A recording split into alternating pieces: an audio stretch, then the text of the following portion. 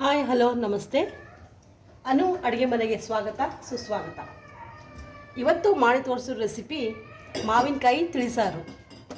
ಮಾವಿನಕಾಯಿ ತಿಳಿಸಾರಿಗೆ ನಾನು ಮಾವಿನಕಾಯಿ ನೀರನ್ನು ಕುದಿಸಿ ತೊಗೊಂಡು ನೀರನ್ನು ತೆಗೆದುಕೊಂಡಿದ್ದೀನಿ. ಅದ್ರ ಜೊತೆಗೆ ಒಣಮೆಣಸಿಕಾಯಿ, ಹಸಿಮೆಣಸಿಕಾಯಿ, ಕರಿಬೇವು, ಬೆಲ್ಲ, ಒಗ್ಗರಣೆಗೆ ಜೀರಿಗೆ, ಸಾಸಿವೆ, ಅರಿಶಿನ ಪುಡಿ, ಸ್ವಲ್ಪ ಉಪ್ಪು ಇಷ್ಟನ್ನು ಯೂಸ್ ಮಾಡಿಕೊಂಡು ಮಾವಿನಕಾಯಿ ತಿಳಿಸಾರನ್ನು ಹೇಗೆ ಮಾಡ್ಬೋದು ಅನ್ನೋದನ್ನು ಇವತ್ತು ನಾನು ನಿಮಗೆ ತೋರಿಸ್ಕೊಡ್ತೀನಿ. ಇದನ್ನು ಮಾಡ್ತಾಯಿದ್ದೆ ಮನೆಯಲ್ಲಿ, ಅದೇ ರೆಸಿಪಿಯನ್ನು ಹಾಕಬೇಕು ಅಂತ ನಿಮಗೆ ನಾನು ಇದನ್ನೇ ತೋರಿಸ್ತಾ ಇದ್ದೀನಿ. ಮಾವಿನಕಾಯಿ ಹೋಳುಗಳನ್ನು ನಾನು ಕುದಿಸಿ ಈ ನೀರನ್ನು ಬಸ್ಕೊಂಡಿದ್ದೀನಿ. ಒಂದು 2 ಗ್ಲಾಸ್ ನೀರಿದೆ. ಇದನ್ನು ನಾನೀಗ ಒಲೆ ಮೇಲೆ ಇಡ್ತೀನಿ ಕುದಿಯೋಕ್ಕೆ.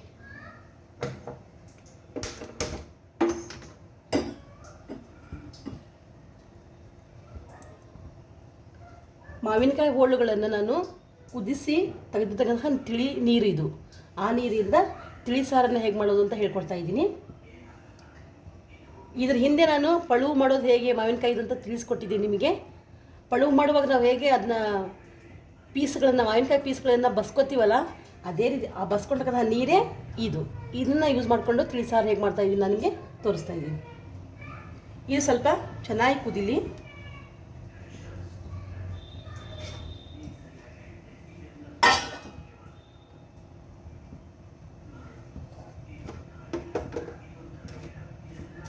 ಪ್ರತಿನಿತ್ಯ ನಾವು ಬೇಳೆ ಸಾಂಬಾರು ಅಂತೆಲ್ಲ ತಿಂತಾ ಇರ್ತೀವಿ.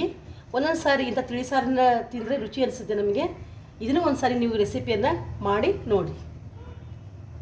ನಾನು ಇದನ್ನು ಮಾಡ್ತಾಯಿದ್ದೆ, 2 ಗ್ಲಾಸ್ ನೀರು ಇತ್ತಿದ್ದು ಪಳು ಮಾಡಿ, ಹಾಗಾಗಿ ಇದು ಮಾಡ್ತಾಯಿದ್ದೀನಿ. ಇದನ್ನೇ ನಿಮಗೆ ರೆಸಿಪಿ ಇವತ್ತು ತೋರಿಸ್ಬೇಕು ಅಂತ ಅಂದ್ಕೊಂಡೆ, ಅದಕ್ಕೆ ಇದನ್ನ ಹಾಕ್ತಾಯಿದ್ದೀನಿ. ಇದು ಚೆನ್ನಾಗಿ ಕುದೀಲಿ ಸ್ವಲ್ಪ.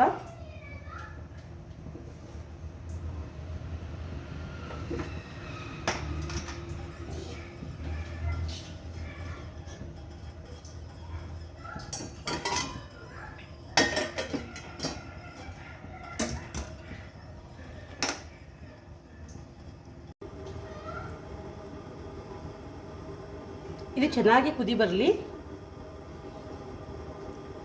ಮಾವಿನಕಾಯಿ ತಿಳಿ ನೀರು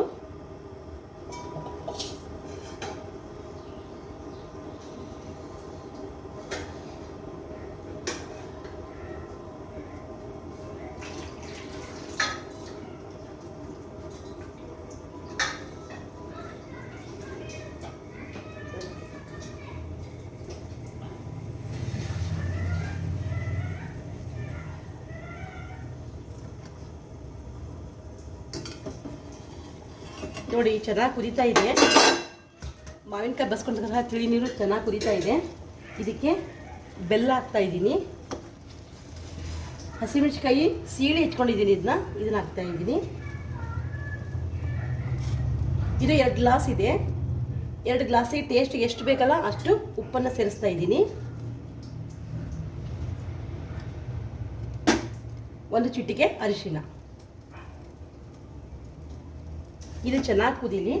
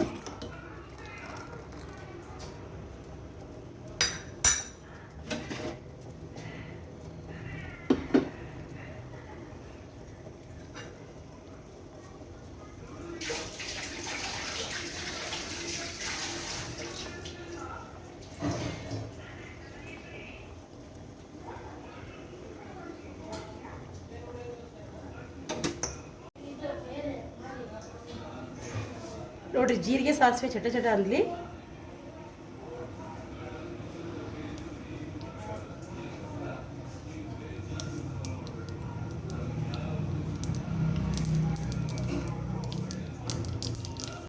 ನೋಡಿ, ಮಾವಿನಕಾಯಿ ತಿಳಿಸಾರು ರೆಡಿಯಾಗಿದೆ. ಒಗ್ಗರಣೆ ಹಾಕಿದ ತಕ್ಷಣ ಗಮ್ಮಂತ ವಾಸನೆ ಬಂದಿದೆ.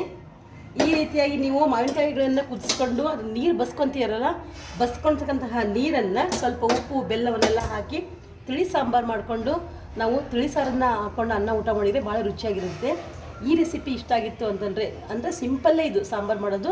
ಯಾಕಂದರೆ ನಮ್ಮ ಮನೇಲಿ ಅದು ಪಳವು ಮಾಡಿದ್ವಿ, ಆ ನೀರು ಉಳಿದಿತ್ತು, ಅದನ್ನ ಸಾಂಬಾರು ಮಾಡೋಣ ಅಂತ ಹೇಳ್ಬಿಟ್ಟು ಅದೇ ರೆಸಿಪಿನ ಇವತ್ತು ನಿಮ್ಗೆ ತೋರಿಸ್ತಾ ಇರೋದು ನಾನು. ಹಾಗಾಗಿ 2 ಗ್ಲಾಸ್ ನೀರಿದೆ ಇದು. ಈ ಸಾಂಬಾರನ್ನ ನೀವು ಒಂದು ಸಾರಿ ನಾನು ಈಗ ಮಾಡಿದ್ನಲ್ಲ ಮಾವಿನಕಾಯಿ ತಿಳಿಸಾರನ್ನ ಒಂದು ಸಾರಿ ನೀವು ಕೂಡ ಮಾಡಿರಿ ಮನೆಯಲ್ಲಿ.